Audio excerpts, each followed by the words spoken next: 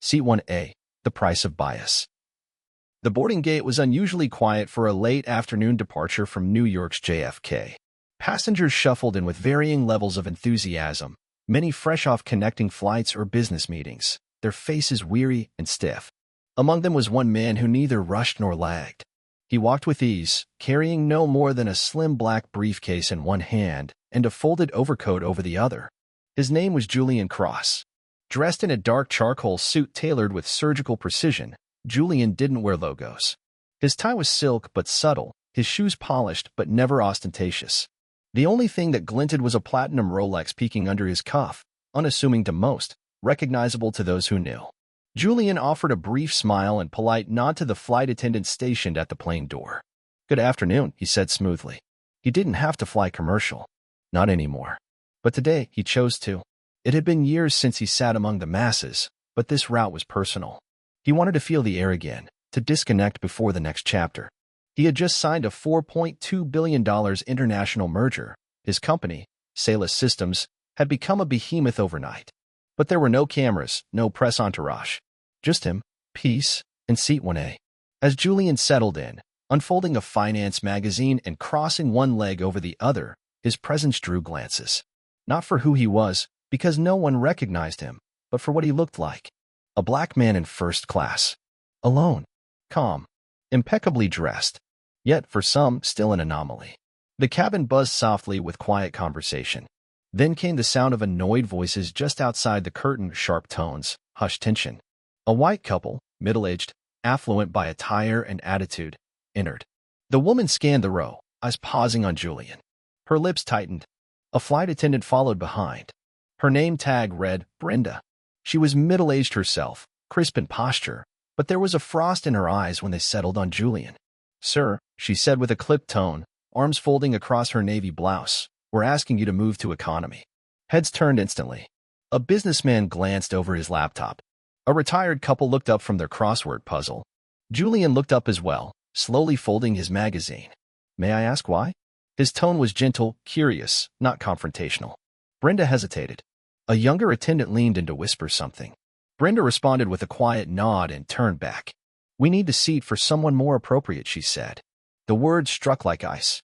Julian remained still. He glanced at his ticket resting on the tray. 1A, first class. Confirmed. He adjusted his Rolex slightly and offered the simplest of questions. "Who determined I wasn't appropriate?" No answer came. Within 5 minutes, Julian stood quietly. Not because he agreed. Not because he conceded.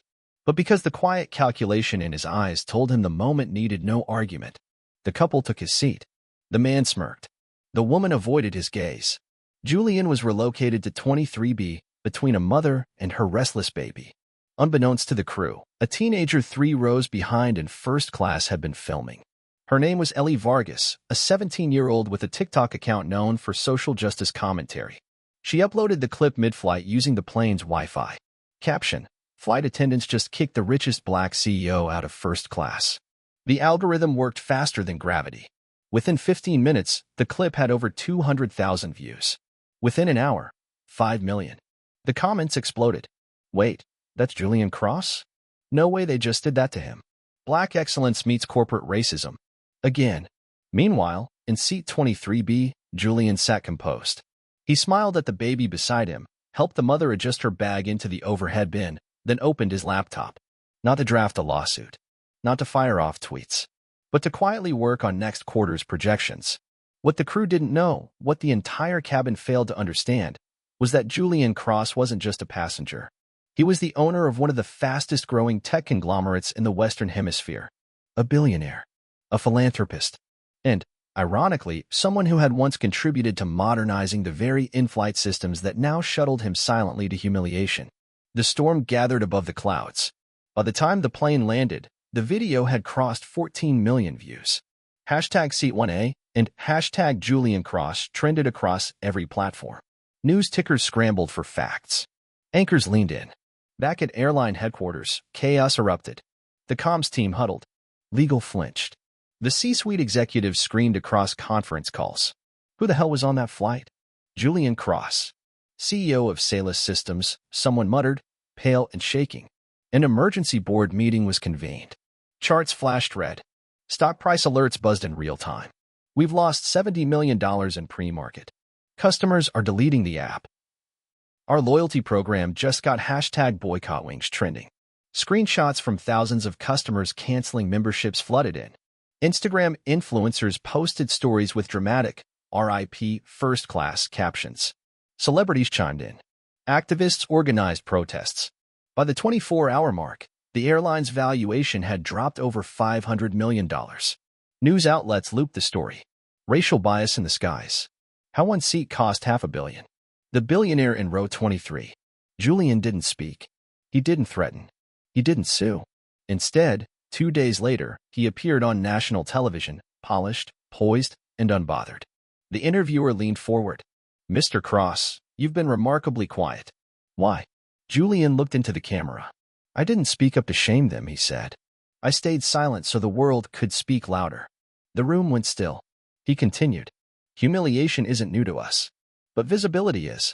And sometimes, the best response is to let the truth reveal itself.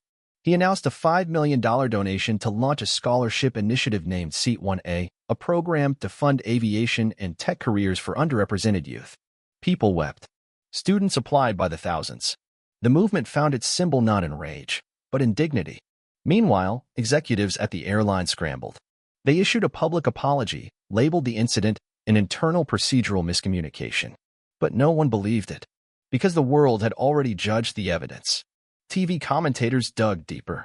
Let's be honest, said one anchor, if Julian Cross had been white, in a hoodie and sweatpants, no one would have questioned him. But a black man in a suit? That was just too disruptive to the order. Julian never mentioned the airline's name again. He didn't need to. The public had already carved it into the Hall of Infamy.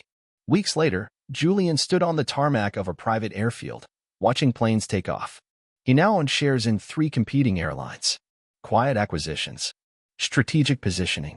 He would never be moved again, not by force, not by assumption. Sometimes, power speaks in lawsuits. Other times, it whispers from the top of the shareholder pyramid. The crew who had asked him to move were later reassigned. Internal documents leaked. Training seminars were launched. But the damage was irreparable. A single decision, just one seat, had exposed everything they tried to hide. Back in the city, the woman from 1A watched the headlines in horror. She had deleted her social accounts. Her husband resigned from his board seat at a financial firm. And the airline CEO? Quietly ousted 6 months later. But Julian Cross? He never stopped flying. He never stopped building. He simply made sure that every plane he touched in the future knew one truth. Respect is not optional. It does not depend on color, or silence, or wealth. It depends on character. And sometimes, the clearest lessons come not from speeches, but from one dignified man in a middle seat, refusing to let bigotry define his altitude. Because legacy is not what you build in boardrooms. It's what you leave behind at 35,000 feet when the world is watching.